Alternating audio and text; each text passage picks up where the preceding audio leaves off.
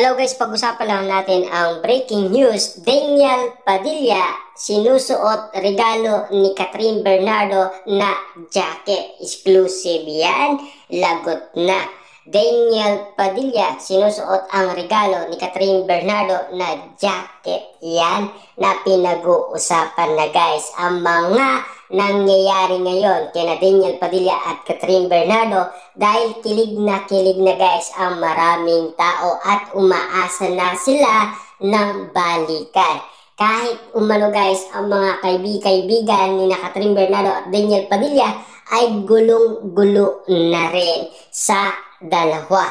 Dahil hindi na nila alam kung bakit nangyayari ito. At kung sakasakali nga naman kasi guys, nagmamahalan sila at kung posible nga naman kasi guys na magkabalikan sila, bakit nga naman kasi guys, hanggang patago lang ang ginagawa nila. Bakit kasi guys, hindi na lang nila totohanin? Or baka meron silang pinag-aandaan?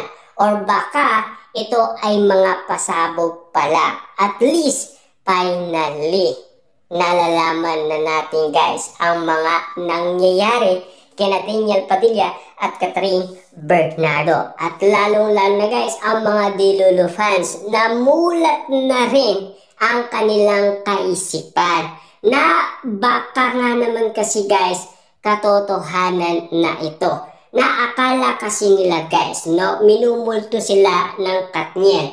Akala nila mga photos na mga nakaraan na alam nila.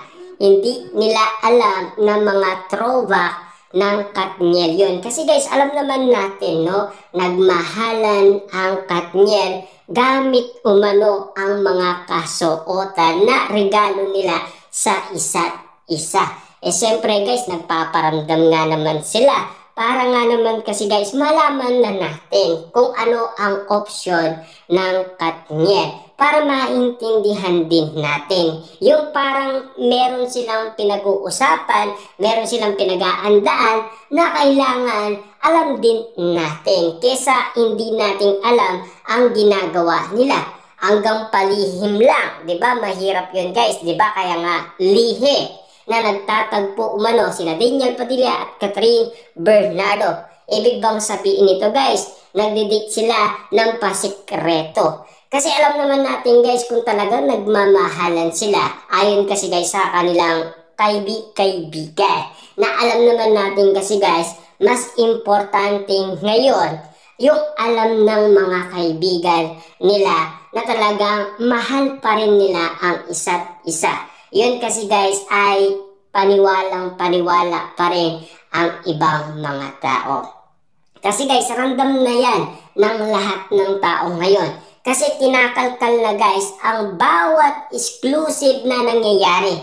Noon kasi guys, hindi na yan pinapansin. Kasi akala nila guys mga luma lang eh. Pero hindi nila alam mga bago pa lang yan. Kasi alam naman natin guys eh, ramdam naman nila. At alam naman natin nagmamahalan sila. At alam naman natin guys, mahirap bitawan ang nasabing relationship nila na umabot ng 11 years. Siyempre guys, mahirap kalimutan yon. Lalong-lalo na guys, no?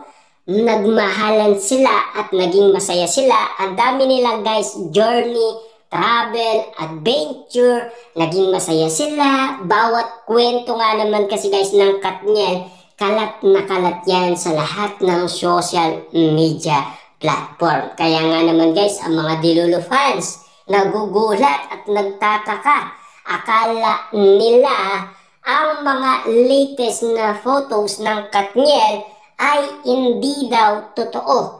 Ang inala pa guys ng mga Dilolo fans, inedit daw. Pero ang totoo ay nakita na nila at napansin na nila at gumaya na rin sila. Ibig sabihin, yun ay totoong totoo. Ibig sabihin, kahit na sila ay naniniwala na nakatotohanan pala ang mga kumakalat na issue sa social media. Siyempre guys, nag-focus nga naman kasi sila dahil nasanay na sila. Kasi alam naman natin guys na sanay silang tawagin si Daniel Padilla sa kanyang pangalan. Lalong-lalo na guys ang mga fans ni Catherine Bernardo na sanay din na tawagin si Catherine Bernardo sa kanyang pangalan. Lalong-lalo na kasi guys umabot yan ng ilang taon na pinag-uusapan. At alam kasi nila guys, iwalay na ang kanilang idolo. Kaya sinusuportaan na lang si Catherine Bernardo at Daniel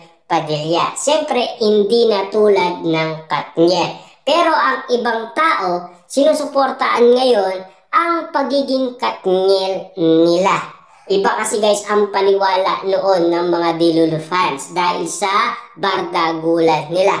Pero ngayon, nanahimik na sila at sinusuportaan na lang guys ni sina Daniel Padilla at Catherine Bernardo. Lalong-lalo na naniniwala na sila na merong pag-asang magkabalikan sina Daniel Padilla at Catherine Bernardo. Na alam naman natin kasi guys, no, malakas ang pakiramdam natin na magiging katotohanan ang lahat ng mga balita dahil sa pinapakita ni Daniel Padilla at Catherine Bernardo. Tapos na kasi guys ang mga issue. Si Daniel Padilla at Catherine Bernardo naman guys ang pinag-uusapan ngayon na parang pagkakataon naman nila. Na parang sa kanila naman guys ibinibigay ang moment na ito. Dahil pinag-uusapan na sila, pinagkakaguluhan na sila at pinagpepestaan. Na ngayon guys matunog na ang pangalan Katniel. Na noon ay matunog lang ang pangalan Daniel Padilla at Catherine Bernardo. Dati pa nga guys sinasabi ng balibalita, anong say mo Daniel Padilla kay Catherine Bernardo? Ngayong siksik liglig at umaapaw na ang mga blessing na tatanggap niya.